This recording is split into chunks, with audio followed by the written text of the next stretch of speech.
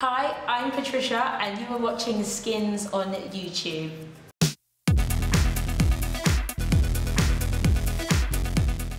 Welcome back to another episode of Skins Behind the Scenes, and I'm sure you're all very impressed by Cassie's new status as a model.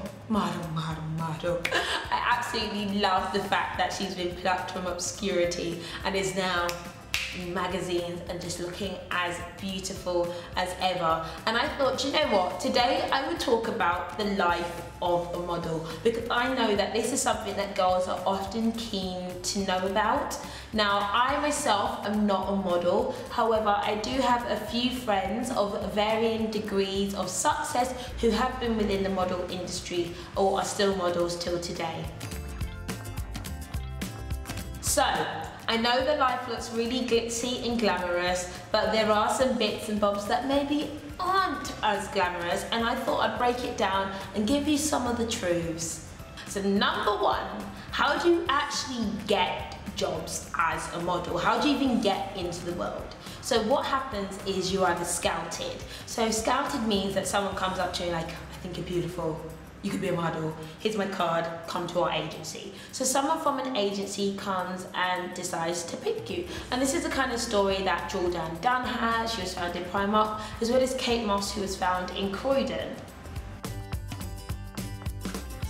Number two, how do you actually get work? You have to go on castings. Now, we've all watched ANTM and you see the girls kind of traipsing around in high heels and jeans and vests, and it's totally like that. It's literally like going to 10 interviews in one day, and you need to come and you need to look gorgeous. You go from one designer to another, all over London or all over New York or all over Birmingham, wherever you're from. You'd have to traipse around, and they have a day of casting, and basically you come into this place, say, hi, I'm looking to, you know, be in the show or be in this editorial edit, whatever, and then you basically stand there like a horse and they look, oh, I love you, I don't love you, you're too fat, you're too thin, I don't like you, go, come, stay, I want you to come back. And literally that's what happens. You're probably seen for about 5 minutes, and then you're either like, we'll give you a call, or you're sent away packing. So you really need to have tough skin if you want to do that.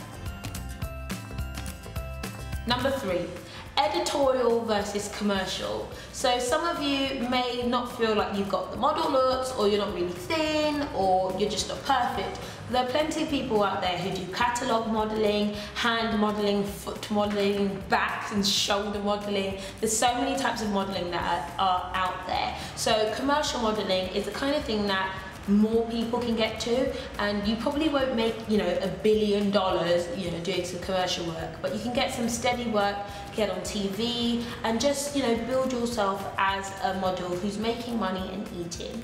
And then you get the editorial models. These are the ones who do the big catwalk shows. You might find them in Vogue magazine, and they're very, very famous, or you recognize their faces a lot more. Surprisingly enough, some of these girls don't actually get paid a lot of money. They might get featured on a show, and actually what they get at the end of the day is lunch and some free clothes. However, the reason why people do that is because you may get noticed enough to get that big ticket branding deal that will pay you £5 million or $5 million. So that is why a lot of girls really want to be editorial models, because you get that fame and you can potentially get those big ticket opportunities. So let's talk about the downsides, because there are some downsides. So you need to be someone who's willing to accept criticism. There's a lot of criticism. You might go somewhere and they might look at you and say, ugh, you're not right for this show, you're too ugly, or I don't like your face, or you're too fat, or you're too slim, or you're not right for this, goodbye. And there's a lot of harshness, so you really need to develop a thick skin. Also, there is a lot of time that you may have to spend traveling away from friends and family. And sometimes it may look like it's glitzy and glamorous, but you may be in like the worst hotel in the world, in the middle of like the roughest ghetto area you could ever find, and you might just have to be there for 2 weeks sharing a hostel with 5 other girls who hate you. That is the reality that you may have to face with modelling. So let's talk about the plus sides, because there's obviously some plus sides, and I must say the fact that you get to party, definitely you get to party, you get to meet some great famous people, and you get a lot of freebies. I love a freebie. You get some free clothing, you might get some free goodie bags. There's so many freebies that you can get, and if you like a good freebie, you get a good freebie, right? And finally, if you love walking around and being gorgeous and being famous, there's a great way to do that. But you can also impact and inspire people, like maybe someone who isn't a model gets to do.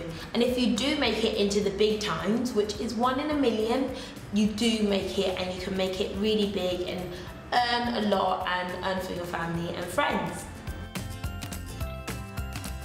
So guys, I hope you enjoyed that. I know it was a bit different, but it gives you a few tips and tricks if you're ever interested or wanted to know about the world of modelling. If you don't desire to be a model, in the world of fashion, there's so many other things, from photographer to stylist to merchandiser to buyer. There's so many things out there. So the world is your oyster if you're really keen on being in that fashion world or as a model. You have been watching Skins Behind the Scenes. I'm Patricia Bright. You can also find me on YouTube. Thanks for watching, and make sure you subscribe. It is free, and I'll see you later. Bye.